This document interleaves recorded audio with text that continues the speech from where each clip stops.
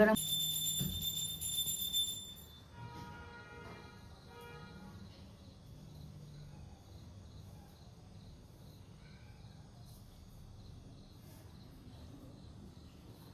ꯀꯠꯂꯤꯁꯤꯅ ꯊꯣꯡꯒꯥ ꯂꯦꯝꯕꯤꯒꯤ ꯊꯣꯡꯖꯤꯟꯒꯤ ꯊꯣꯡꯖꯤꯜꯂꯦꯀꯥꯟ ꯊꯧꯔꯛꯄꯒꯤ ꯑꯗꯒꯤ ꯑꯃꯅ Good morning ma'am, happy Emoinu. Ngasi ma'am 2025 ki last vlog sigi last vlog hai tare ado ngasi se ina vlog semoroge khanmane abako adu memory oina ba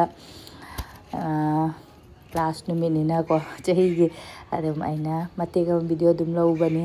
ado ngasi di Emoinu nina ai budu tawde ko idom cha tawri ado mateg idom cha gi su hapcharake ado ai ngasi di yam kuire matungna numit ubani phi phajana sudare phi se nahandagi suraktabagi konongdi mangamaina phi jingja kaino tawrani aidana patkhibra kaino khangde aidana nungsa amta thoktabani na ne ado kaino tawramba phi se sudana leibani ado ngasi di khep amma mamangda sugre ado khara kangaga momo atopa momo suri mayam su loi sunnari loire ngasi nungsa khara thulakpasida aiju phi se sina ayukta sugi bani khara apa ba singena se nuksitna su sum khara kange ado thaijallaga atei sing phawdok yani chakhum phadi kai kai loi kange ngasi khara di kange aduga hajing he numit korongan ba kya mathau ta ge haido yongo ko nungsa se numit udaba kya kuisale ba nahan marak amna thangja numit akoina park chalu numit uda amawr numit dugi humni mamangda numit ugidrabani aduga amu dui matung thangja mu khara uramaga dui matung na mamu ngasi numit urisi ngasi se ayum jaga aduga ni dok namaijing doka lepopo ni matung na nungsa sabani ando nungsa khara thobaina wakal se nungaire paruga sonuga mathakta cricket sana yong bet ukhalaktabida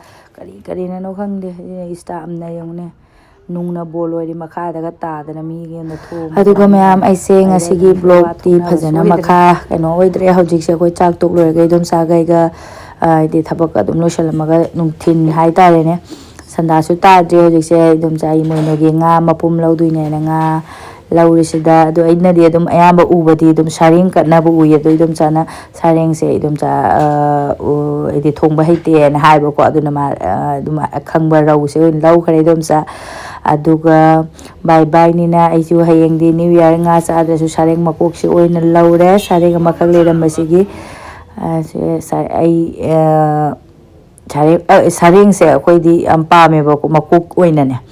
makok se lawre aduga idum cha ga iga nga law loiraga bazaar khara tawharani mamtharak tore sanda tarak tore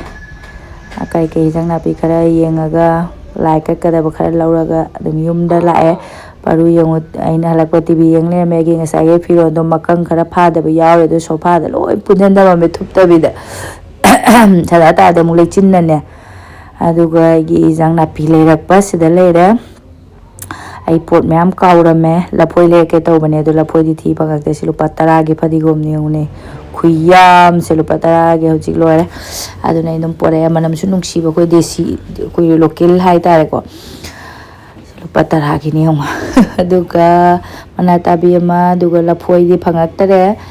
hayeng gi ne sina aina hayeng oina khuramane dum new year gi ne aduga chugaza hairukta dum apple ga komla ga yubi go ina leire yubi la phoi phangaktra mina aduga thumba hausira ina di khanbani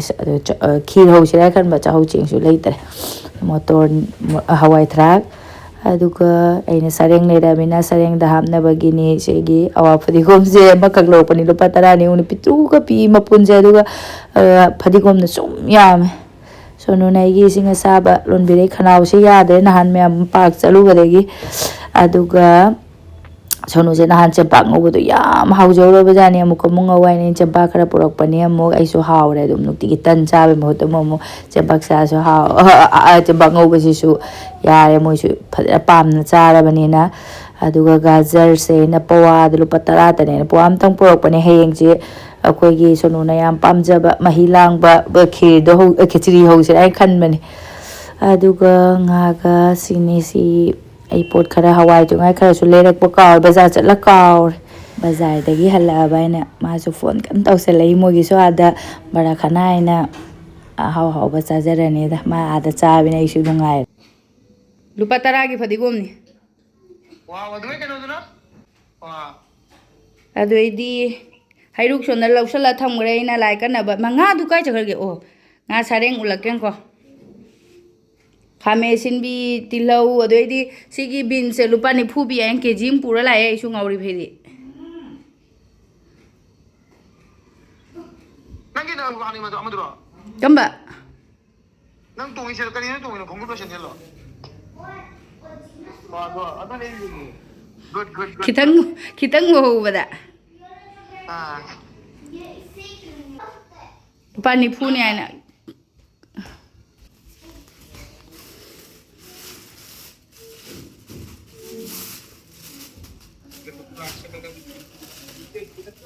idom chaw idi mapum pore lai kat na bagi kai no ni da sareng na te idom chaw ido ro ubro ure ure aje kera mugge tanga na le ko bhalte to ka ta Pakai apa yang tahu punggung aja tak? Ya ya, oh nama tahu punggung. Jenam lendiri.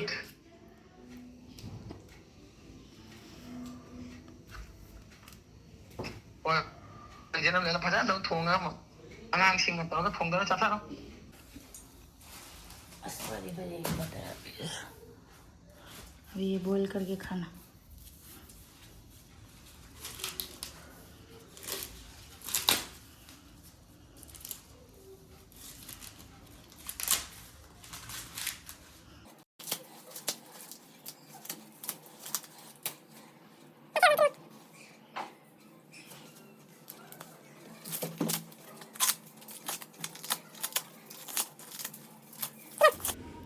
अनि गदंसु लेरेना असे boil अखोगी cooker दा city अनि हम काम धोगा थुंगे तंग हापगा सारगी मकुना क्याम यामिनो यंगुने आइना मंगा खक लो तरुक पिउ लुपा 50 पीगे यादबदो दि मैना अदो मनी गतंग पोरे मनिंग सिटी याबा यारोय कुकर साम थोगे कुकर काम थोगे अनि थुंगे तंग हापचलगा हावरनी संदाई सासाना चाबा ngasi अखोगी संदागी अचापोट लेरसेना नत्रदी ताउबा खोटपा मा चा कैन तोइसे फसो फबको सासाना बाय बाय गी लांगे से लोरे मैम सामन सोमने इसे थाजलक पो करियो असे मुल्ला पजना इचानीगा संदागी ममांगदा टीवी येंगा चाबा यारे चाउरगे गरम गरम सासान चाउ Nanti jawab ya.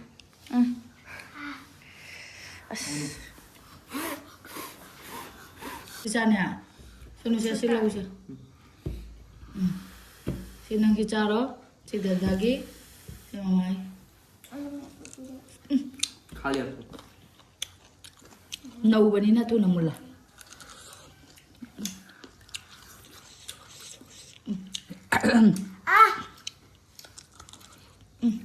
Sao đấy? Sao ra cho? Namang tu dah. Nama hekin jauh bayar je berapa? Pura je. Nama jauh deh. Paru kita minta mak. Pung mì thấu trung ngoại.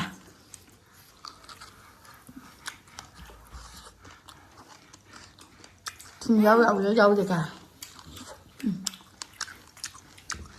Sao đấy? Hơi quá. Nấu bánh nữa.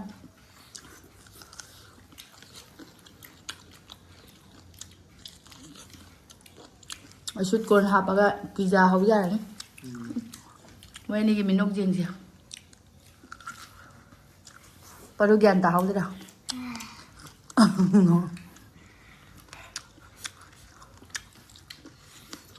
Hau.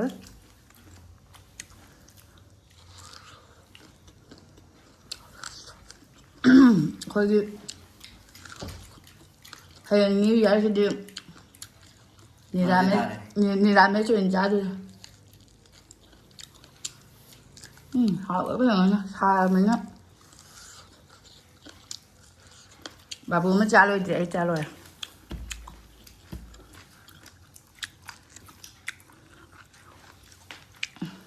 in mà sẽ đã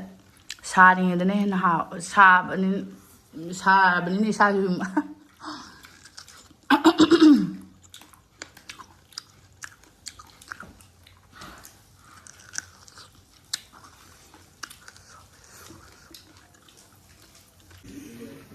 사링에다 짜로 빨루지가 타로 마로 올라 쌀이 뭐 부자지 오네. 사사바 먹어.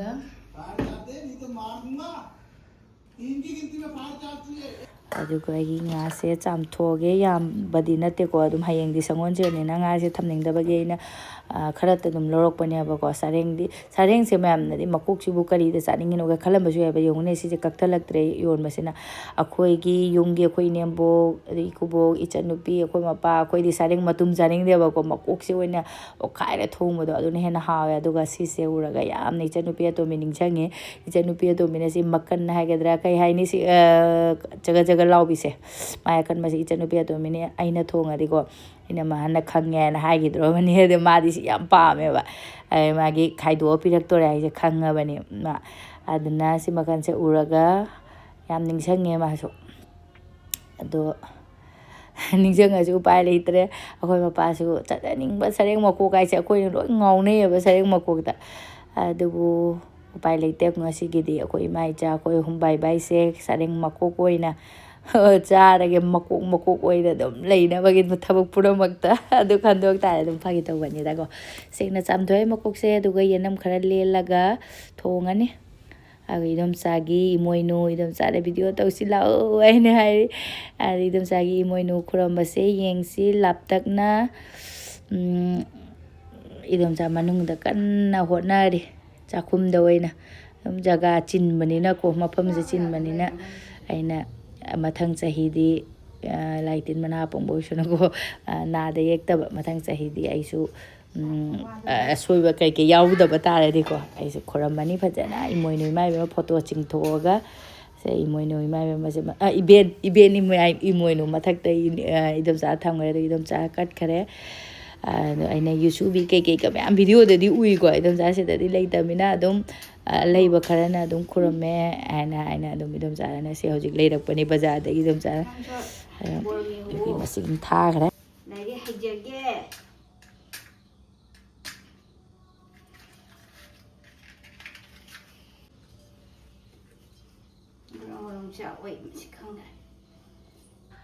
ꯃꯩꯈꯨ ꯋꯥ ꯋꯥ ꯂꯥꯎꯅ ꯀꯥꯔꯒ ꯏꯗꯣꯝꯆꯥ ꯂꯥꯏ ꯂꯣꯏꯈꯔꯦ ꯑꯩꯈꯣꯏ ꯄꯔꯨꯁꯤꯅ ꯆꯪꯉꯛꯇꯧꯁꯨ ꯑꯩꯅ ꯂꯥꯎꯊꯠꯄꯅꯤꯀꯣ ꯑꯗꯨꯅ ꯑꯩꯅ ꯁꯤꯗ ꯀꯩꯅꯣꯗꯣ ꯐꯣꯏꯁ ꯑꯣꯚꯔ ꯑꯃꯨꯛ ꯍꯥꯞꯄꯛꯄꯅꯤ ꯇꯞꯍꯟꯈꯔꯒ ꯃꯥꯏ ꯆꯠꯈ꯭ꯔꯒ ꯀꯦꯟꯗꯜꯒꯁꯦ ꯃꯨꯊꯠꯂꯨꯗꯣꯔꯤꯅꯦꯕ ꯊꯥꯟꯕꯁꯤꯡꯁꯦ ꯃꯩꯁꯤꯡꯁꯦ ꯑꯗꯨ ꯏꯗꯣꯝꯆꯥ ꯌꯣꯡꯆꯥꯛꯀ ꯌꯥꯎꯔꯤ ꯏꯗꯣꯝꯆꯥꯒꯤ ꯁꯤ ꯂꯩꯔꯦ ꯏꯕꯦꯟ ꯏꯃꯣꯏꯅꯨꯗ ꯀꯠꯄ ꯏꯕꯦꯟ ꯏꯃꯣꯏꯅꯨꯒꯤ ꯐꯣꯇꯣ ꯃꯊꯛꯇ ꯅꯞꯇꯅ ꯂꯩꯔꯦ ꯂꯥꯏ ꯈꯨꯔꯨꯝꯒꯔꯤꯏꯗꯣꯝꯆꯥ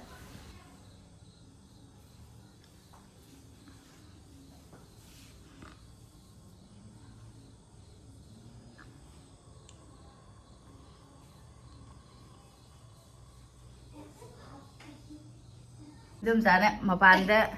두포홍 갈리시 마람되고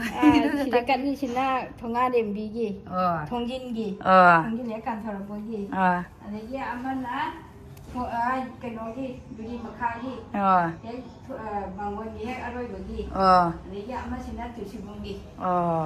아주 칭찬자라가 좀 그럼잡이 하네 마반데 어흠가 탄도고고 타닝이 안 탄비야에 ꯉꯥꯏꯍꯥꯛ ꯏꯗꯣꯝꯆꯥꯒ ꯋꯥꯔꯤ ꯁꯥꯟꯅꯔꯒ ꯑꯩꯁꯨ ꯅꯨꯡꯗꯥꯡ ꯑꯣꯏꯔꯁꯨ ꯌꯦꯅꯝꯁꯦ ꯉꯁꯥꯏ ꯂꯦꯜꯍꯧꯗꯕꯅꯤꯅ ꯍꯧꯖꯤꯛ ꯂꯦꯜꯂꯛꯏꯅꯦ ꯑꯋꯥꯕꯗꯨꯒ ꯍꯥꯞꯄꯒ ꯁꯔꯦꯡꯁꯦ ꯊꯣꯡꯉꯒꯦ ꯑꯩꯁꯨ ꯕꯥꯏ ꯕꯥꯏꯒꯤ ꯍꯌꯦꯡ ꯑꯃꯨꯛ ꯅ꯭ꯌꯨ ꯏꯌꯥꯔ ꯑꯁꯤ ꯂꯣꯏ ꯏꯗꯣꯝꯆꯥꯅ ꯆꯥ ꯂꯣꯏꯔꯒ ꯑꯃꯨꯛ ꯃꯊꯛꯇ ꯃꯩ ꯇꯤꯛꯎꯅꯕ ꯍꯥꯏꯅ ꯃꯩ ꯊꯥꯔꯒ ꯍꯥꯏꯅ ꯑꯗꯣ ꯃꯌꯥꯝ ꯑꯩꯁꯦ ꯉꯁꯤ ꯂꯥꯁ ꯕ꯭ꯂꯣꯛ ꯑꯣꯏꯅ ꯍꯥꯞꯅꯤꯡꯕꯒꯤ ꯑꯗꯨꯝ ꯃꯇꯦꯛ ꯑꯃ ꯍꯥꯞꯆꯕꯅꯤ ꯑꯗꯣ ꯉꯁꯤꯒꯤꯗꯤ ꯑꯩꯒꯤ ꯚꯤꯗꯤꯑꯣꯁꯦ ꯃꯇꯥꯡꯁꯤꯗ ꯂꯣꯏꯁꯤꯟꯖꯔꯒꯦ ꯃꯊꯪꯒꯤ ꯚꯤꯗꯤꯑꯣꯗ ꯑꯃꯨꯛ ꯊꯦꯡꯅꯔꯁꯤ ꯕꯥꯏ